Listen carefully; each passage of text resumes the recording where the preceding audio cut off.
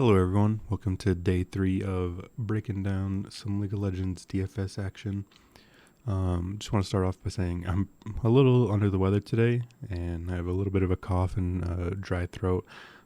So if I'm taking breaks to take a drink or cough, I apologize in advance, but I've tried recording this earlier and it didn't go in much better. So I'll try to power through and hopefully it's not too annoying for you guys. Starting off with the recap from yesterday, it wasn't too exciting. In the wrong tab here. Scoreboards for day 2. EDG did get the 2-0 over JDG.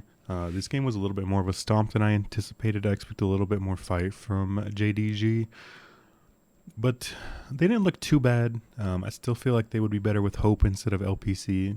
I was surprised that EDG came in with like almost no form dip from winning Worlds. They didn't seem to skip a beat at all.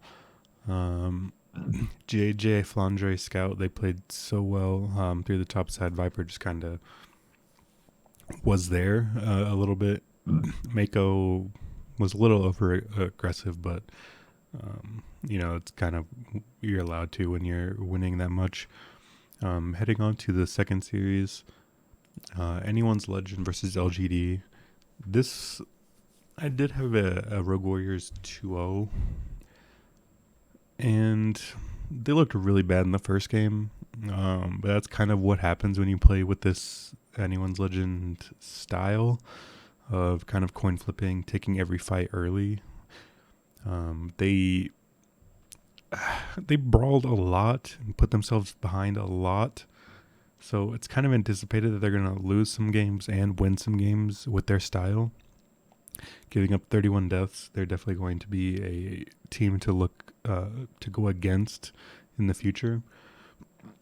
But the LGD side, they looked pretty sad, honestly, outside of, I would say, Rogue Warriors kind of tossing the first game to LGD. LGD did not look good. I would say they were looking definitely like a bottom 2 team, given their performances in games 2 and 3, which Anyone's Legends was able to pick up. I think when Anyone's Legend gets their mid laner Maple back, I believe that's, it looks like that's who they've been practicing with, and he just wasn't able to get into LPL week 1.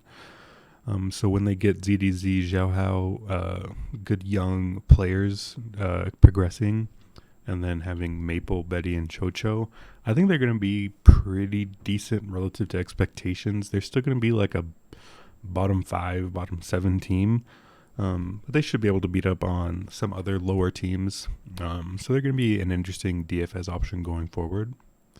And then, sorry, for the other side.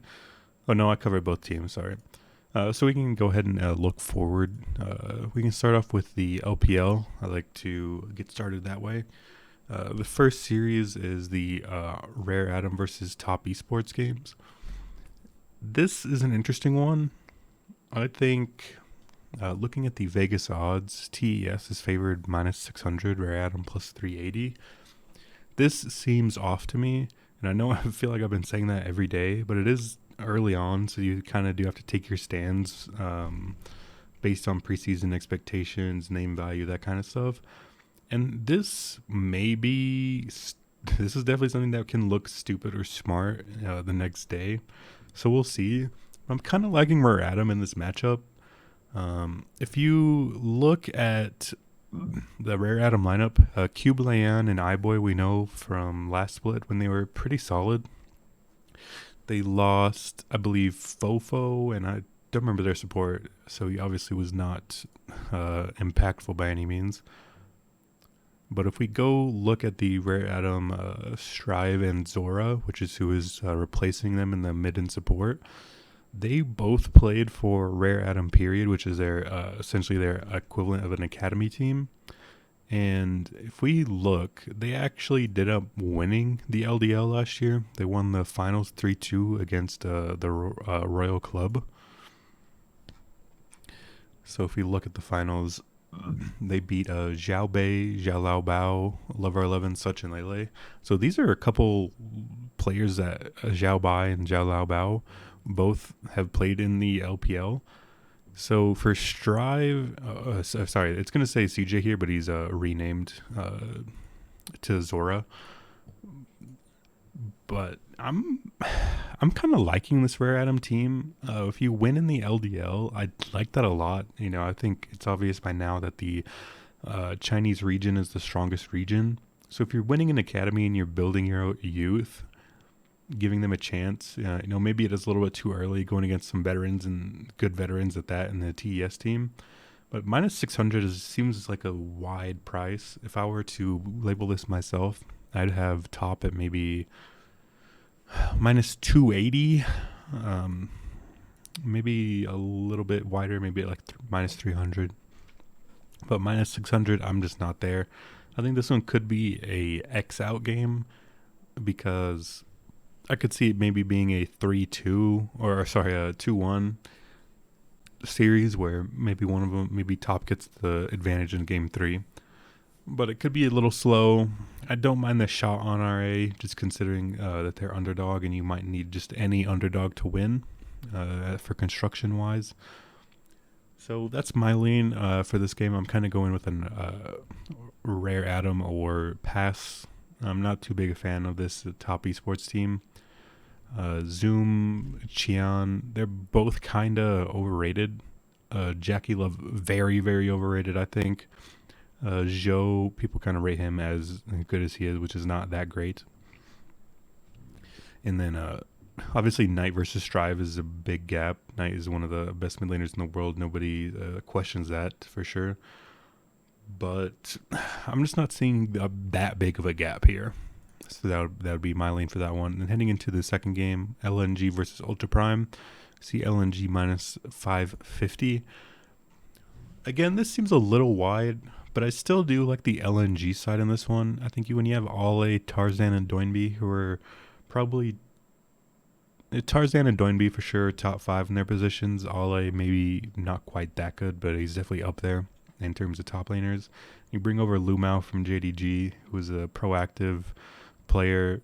Bring in Lumao, Tarzan, and Doinby. They're just going to be all over the map. 3-man squad, diving top, diving bot. I think this is going to be a fun game. And I don't think Ultra Primer is going to be ready for that. I don't think ZS, Hacker, or Cryan quite have the caliber needed. I do love Elk and Shousey. I do like this Ultra Prime lineup going forward. I think they're maybe like a little bit undervalued overall. But this lineup or this matchup is just a little bit too much, I think, for them to handle. So I'll be leaning the LNG side, probably LNG 2-0. This could be one where maybe they stomp a little too hard, don't get as many kills. But I'm just hoping that they kind of forefront it a little bit like EDG did yesterday and get there that way. And so that'll be that for the LPL. Heading on to the LCK. The LCK games, we do not, if you guys aren't aware, we do not get the starters like we do for the LPL.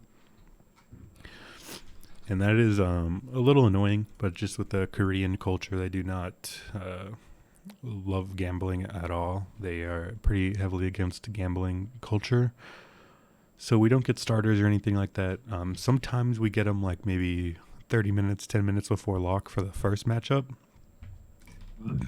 But I don't believe there's going to be anything really missing from this game, DRX Live Sandbox. So when I look at the DRX roster, Kingen, Pioshik, Zika, the former BLG mid laner, and Deft and Barrel, I rate this team pretty highly. I think comparatively, the rest of the people and rest of where everyone else would rate these players. I think Kingen kind of got a little bit of a bad rap being on a bad team. People kind of gave a pass to Pioshik, and I think it was a little bit deserved. I think he is a pretty strong player. Obviously, we know Deft is a stable, solid AD. Zika was pretty good, I think, for BLG last year.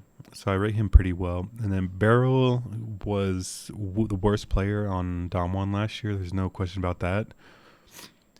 But the year before that, he was also probably the best player on Dom 1, which might be a pretty hot take for you guys, thinking that I think Barrel was better than Showmaker.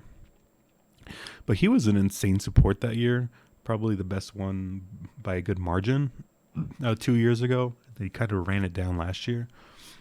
So it could be a mixed bag with what we get from Barrel, but I'm hoping for a return to form, and I'm going to ride this DRX team pretty heavy early on. They are minus 210, so you're not getting an amazing price, but I like them at that price. I think they should be maybe a little bit more of a favorite, maybe like minus 275 range. And I say that because if we look at the Live Sandbox roster, over here in the middle, we have Dove role swapping from mid to top, Croco, who is already not a great jungler. They bring in the backup T1 support in a closer, and they bring in the Gen G Academy bottom lane of Kale, and I believe it's Envy who came with him. Yeah, the Gen Challengers there. So I'm just not seeing it there with Live Sandbox. I think that might be like a more development team.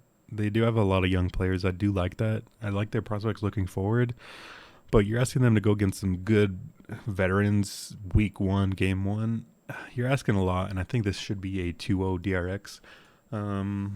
It is the LCK, so it's going to be a little bit less bloody overall. But I don't think you necessarily need to stay away from this game, perhaps. But I do think you need to stay away from the next game, which is the T1 versus Guangdong Freaks, formerly Africa Freaks. Probably keep calling them that just so it's a little bit easier. But T1, they lose Kana, they play Zeus, then the rest of their team is the same with Warner, Faker, Kamushi, and Keria.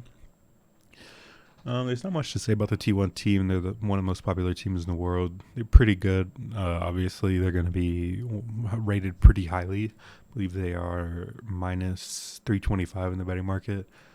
It sounds about right. I think when you look at the Guangdong Freaks team, they seem like a good gatekeeper team, but not much more. They have Keen, Elam, a former T1 jungler, Fate, then there should be Teddy and Hoyt. Hoyt was actually a interchangeable support with a Barrel on Dom 1 a couple years ago. But I actually don't hate him comparatively to some of the other supports in the league. But, I mean, T1 Africa game, you're not asking for a lot of action there. This is probably one that's I'm just going to X off. I'd imagine a lot of other people will as well. I think people will like to play some TES and just some LPL in general. I'm liking slate-wide. I think DRX, maybe Ray Atom, a shot, and then definitely LNG is my favorite. And then probably crossing off T1 Africa overall. So that's probably where I'm going to be leaning for the day. As far as individuals from the teams that I like, LNG, you're definitely going to want to... I think everything will probably run through Doinb and Tarzan. Ale should be a pretty proactive top laner, considering the position is usually low in kill participation. Light is going to be like a pop-off player. Like, he's going to be spoon-fed a lot of kills a lot of time. So he's going to be someone that you're going to want to have a lot of. But I don't think he's going to be proactive and be a part of a lot of plays. So maybe leaving off Light and going with Doinb, Tarzan, Ale, and Lumao is maybe a little bit of an option. Then for the team I like in the RA section, it's kind of hard to guess where it's going to go through. Cube was a pretty important part of that team, so I'd imagine he would continue to do so. And I'd imagine overall this matchup is going to be more skirmishy through the top side. So top, jungle, and mid, more important for RA. I think the bottom lane will kind of be forgotten a little bit. So I think if you want to play RA, it'll probably be Cube and Leon. I can't imagine you would want to more than 2-stack this team.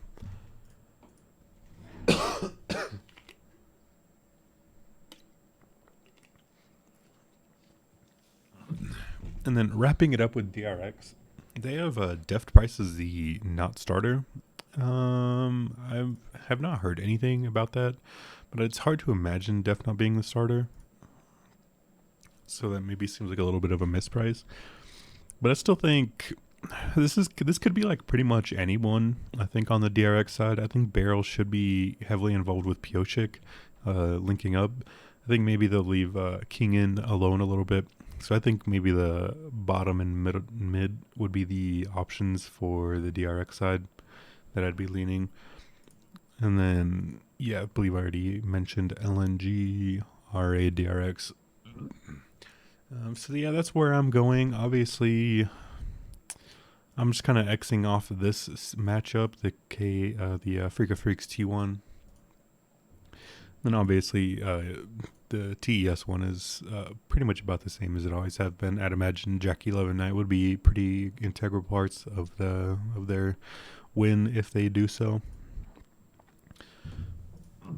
So yeah, I'm dying a little bit here, so I'll probably just end up wrapping this up. I think yeah, for my predictions for scores, I'll go with the DRX 2-0.